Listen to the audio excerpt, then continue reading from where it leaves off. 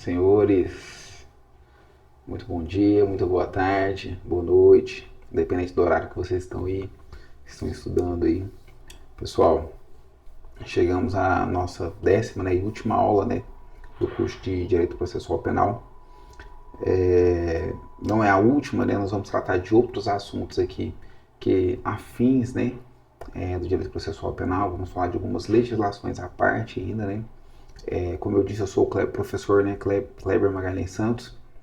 Foi uma honra, caminhar com os senhores até aqui. Para poder fechar esse estudo inicial, nós vamos falar dos atores que dão vida ao processo, sim? Vamos falar aqui sobre os sujeitos, sujeitos processuais, certo? Nós vamos entender aqui o papel de cada um deles, do juiz ao acusado, do promotor ao defensor, e ao final, nós faremos aí uma grande revisão, certo? Uma grande revisão aí dos pilares, construídos até aqui. Vamos parar a encerrar aqui nossa apresentação, e vamos para a aula. Sim? Primeiro aqui que nós vamos tratar, senhores, é a figura do juiz, certo? Vamos falar quem é quem, certo? Vamos falar dos sujeitos processuais. Vamos começar aqui. Os sujeitos processuais, eles são todas as pessoas, que exercem funções dentro da relação jurídica processual. Podemos dividi-los aí em 3 grupos, os sujeitos principais, que são juiz, o acusador e o Ministério Público, certo? Juiz, o acusador, no caso o acusador aqui, o Ministério Público, Sujeitos secundários aí, senhores, que são os defensores e os assistentes aí de acusação, certo? Terceiro, nós teremos aqui as testemunhas, peritos, entre outros aí, certo?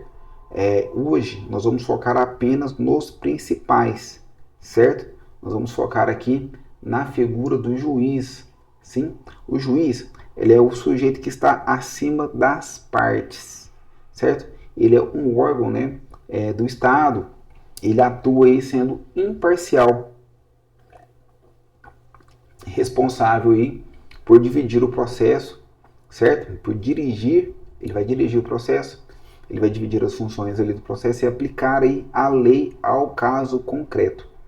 A principal função dele é julgar. A principal função aí é julgar, mas ele também é um grande garantidor aí dos direitos e das garantias, individuais aí, os direitos fundamentais, garantias individuais de todos os envolvidos no processo, certo? Ele faz parte aí, uma das grandes características do sistema acusatório, certo? Ele não pode iniciar o processo por conta própria, certo? Nem sair buscando provas, atuar aí como um perito, enfim, certo? Ele é um árbitro imparcial, certo? Ele é um árbitro imparcial. Então nós temos aqui, senhores, órgão jurisdicional imparcial. Então, ele vai dirigir o processo aí, ele faz a direção processual, ele vai dirigir, os atos, os procedimentos, enfim. Ele é responsável pela aplicação da lei no caso concreto, certo? Ele é um garantidor dos direitos fundamentais, certo? Senhores, nós temos também aqui a figura do Ministério Público. Ele é o dono da acusação, certo? O Ministério Público, ele representa, ele é representado pelo promotor, de justiça, certo? Ele representa a população, no caso, mas ele é representado na figura do promotor de justiça, certo? Em regra, ele é o titular da ação penal pública, sim? Ele é o órgão, ele é o órgão do Estado responsável pela acusação, certo, senhores? Mas o papel do Ministério Público não é só de acusar, Ele também vai atuar ali como um fiscal da lei, certo? Custos legis, certo? Ele vai buscar aí a correta aplicação do direito, ele é o defensor aí da ordem jurídica, ele é defensor aí dos interesses da sociedade, sim? Vamos lá, senhores, olha aqui, ó. Titular da ação pública, titular, ele é o dono da ação pública. Ele atua aí também como acusador e também como um fiscal da lei, certo, senhores? Ele é defensor, ele é um defensor da ordem jurídica e ele também promove a justiça, certo, senhores? Visu de prova aí, mesmo que o promotor peça a absolvição de um réu, mesmo que ele peça a absolvição desse réu aí, ele não está falhando em seu papel. Por que ele não está falhando? Porque ele está cumprindo o seu dever, certo? De buscar a justiça, ó, promover a justiça ali, ó.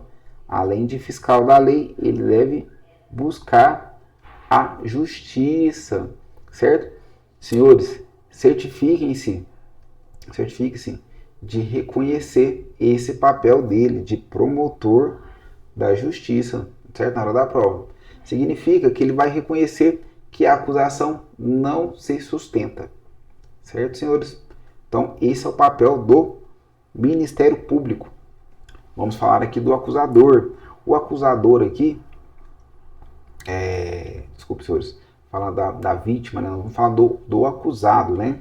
Do acusado, né? O réu, certo? O réu é o sujeito passivo, certo?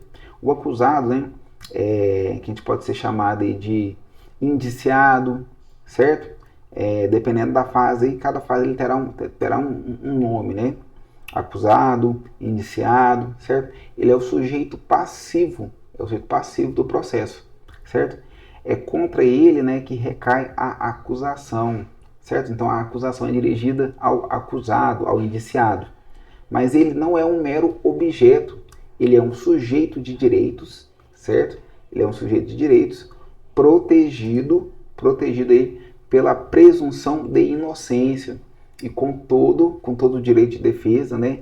E contraditório, certo? Tem que respeitar esses direitos aí, certo? Direito ao contraditório, direito à ampla defesa, certo, senhores? Então, nós temos aqui o acusado, ele é um sujeito passivo aí da relação processual, ele é titular de direitos, certo? Direitos de defesa, ampla defesa, presunção de inocência, ele tem direito ao contraditório, certo? Presunção de inocência e contraditório. Pegadinha de prova aí, a banca, ela pode afirmar aí que o acusado ele tem o dever de comparecer aí ao interrogatório. Errado, ele não tem o dever, ele tem o direito de comparecer, certo? Que é um princípio da autodefesa, certo? Que é um direito.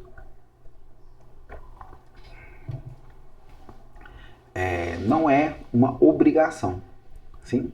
Senhores, nós podemos aí relembrar aí um caso aí que estava bastante em foco aí entre 2016 e 2019, que foi as conduções coercitivas. Naquelas situações ali, o STF ainda não tinha julgado, mas posteriormente, ali ao ano de 2019, foi julgado aí inconstitucional as conduções coercitivas, certo? Baseado aqui que o sujeito, ele é sujeito passivo, o acusado ali, ele é o sujeito passivo ali da relação processual penal, sim? Senhores, vamos falar também do defensor. O defensor aí, ele é a figura indispensável aí no processo. O defensor, o advogado particular ou defensor público, ele vai ser responsável pela defesa técnica. Defesa técnica, senhores, é obrigatória. Então, defesa técnica obrigatória, certo? Nenhum acusado, absolutamente nenhum acusado, pode ser processado sem a presença de um defensor, certo? Indispensável é a justiça, né? A promoção da justiça. Então, nenhum acusado pode ser processado sem a presença de um defensor. É tão importante, né, que a Constituição diz que ele é indispensável à administração da justiça. Ele é o garantidor técnico dos direitos do acusado. Isso aí vai assegurar a paridade de armas, né, contra a força estatal, contra a força do Estado acusador. Certo, senhores? Então vamos lá. Defesa técnica obrigatória, indispensável à administração da justiça, certo? Assistência jurídica integral, certo? Certo? Garantidor dos direitos do acusado. Então, o assistente de acusação, senhores, por fim, nós temos aí a figura do assistente de acusação. Assistente de acusação, senhores, quem é essa pessoa, né? Assistente de acusação. Senhores, o assistente de acusação é a vítima, é o ofendido, certo? Ou o seu representante legal, que pode entrar no processo aí para poder auxiliar o Ministério Público. Sim?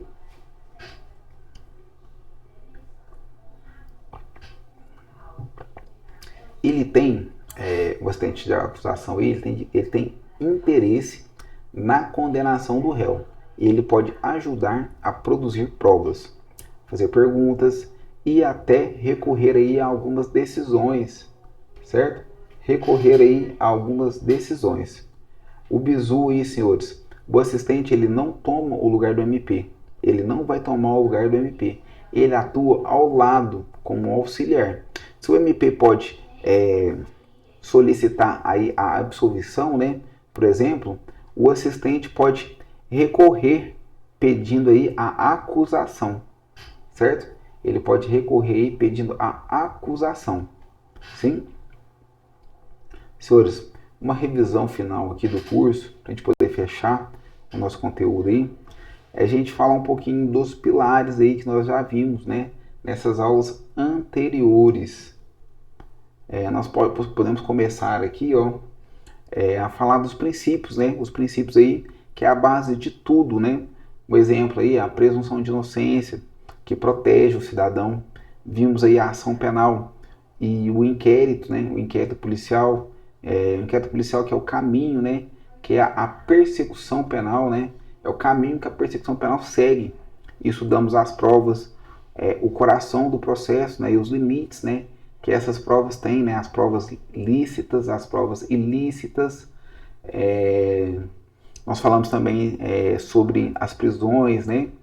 Analisamos as prisões cautelares e falamos sobre os remédios, né? Os habeas corpus, que é o jogo, né? Um jogo tenso aí entre poder e liberdade, né?